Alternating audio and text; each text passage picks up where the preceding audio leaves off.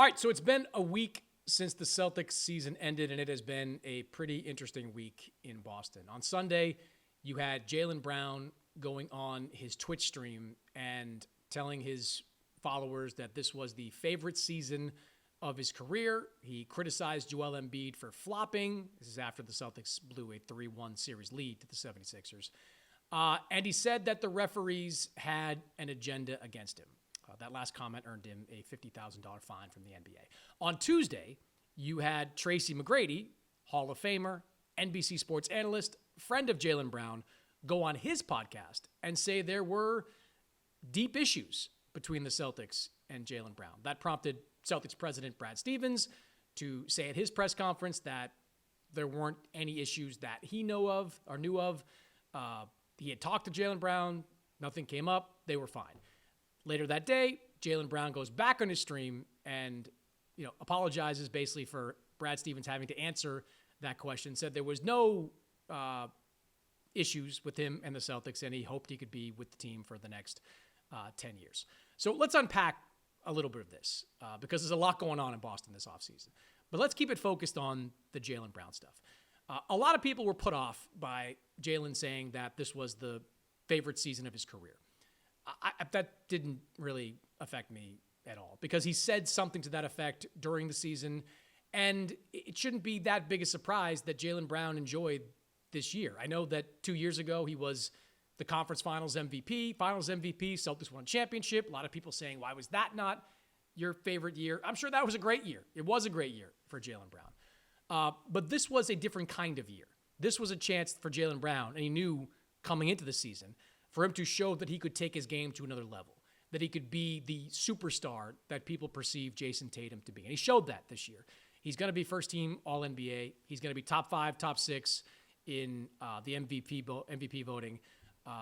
He had an outstanding year by any measurement. The Celtics overachieved. I'm sure Jaylen loved that. I think he also loved seeing guys that people underestimated perform, show out, have great years, from Anthony Simons at the start of the year to Luka Garza towards the end. Everybody just stepped up in Boston, played bigger roles. And that's what led to the 56 win season. That comment didn't really affect me. What did interest me was more the Tracy McGrady stuff. Tracy, I think, would agree, is not a hot take artist. He's not coming out there on TV and just saying stuff to throw it against the wall and go viral. That doesn't seem to be his MO. So for him to say that there were issues between the Celtics and Brown, that resonated with me. And really, we shouldn't be surprised if there are, because Jaylen has had a complicated relationship with the city, with the organization, over the last 9 years. If you remember, when he was drafted, the Celtics had this draft party at TD Garden. They announced the pick, and it was booed. It was booed by fans that either wanted the team to trade it for Jimmy Butler or wanted them to draft Chris Dunn, who played at Providence just right down the road. Good thing they didn't do either. Since then, it has been like one trade rumor after another. In the late teens, it was Anthony Davis and Kawhi Leonard. In the early 2020s, it was Kevin Durant. The most recent rumors coming after Jaylen Brown led the team to the finals, or co-led the team to the finals in 2022. That was a trade rumor, I was told, that didn't sit well with Jaylen that offseason. So it's been a complicated relationship. He's had to absorb trade rumors year after year. So if there is some tension between Jaylen and the organization, that is understandable. Now, why does that matter? Because if there was an opportunity for Boston to trade Jaylen Brown, this would probably be the offseason. Because at some point in the next couple of months, Giannis Antetokounmpo is going to go. You had Jimmy Haslam, the co-owner of the Milwaukee Bucks. He said in an interview that this would most likely be resolved before the draft. So the end of June, we're probably going to have a resolution with Giannis. One team is going to get Giannis. That's probably going to leave 5 or 6 teams out there with young players, picks, draft capital, a whole bunch of stuff that they could potentially offer Boston for Jaylen Brown in a trade. And you can make an argument, honestly, that acquiring Jaylen Brown is a better decision than acquiring Giannis Antetokounmpo. Giannis is an outstanding player when he's healthy, but he's had a couple of years now where he's dealt with significant injuries. He had a couple of years now of soft tissue injuries. These would make me a little bit leery as I'm talking about a guy in his early 30s who is going to be looking for a max contract that takes him through the next 4 or 5 years.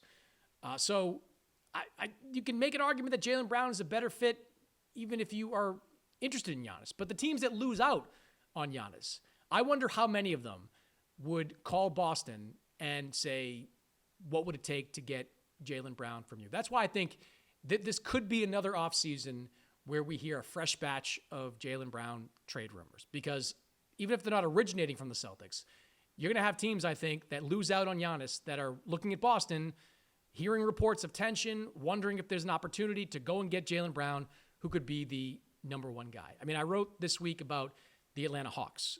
Jaylen is a Georgia native. Last offseason, the Celtics and Hawks did have a brief conversation about Jaylen Brown. It didn't really go anywhere. The Hawks were leery about the size of Brown's contract, which at the time was, I believe, the richest contract in NBA history. And they weren't really in a position to go all in. The Celtics were not looking to give Jaylen Brown away either, so it didn't go anywhere. But that's a team, given what happened this season, I could see getting interested in Jaylen Brown.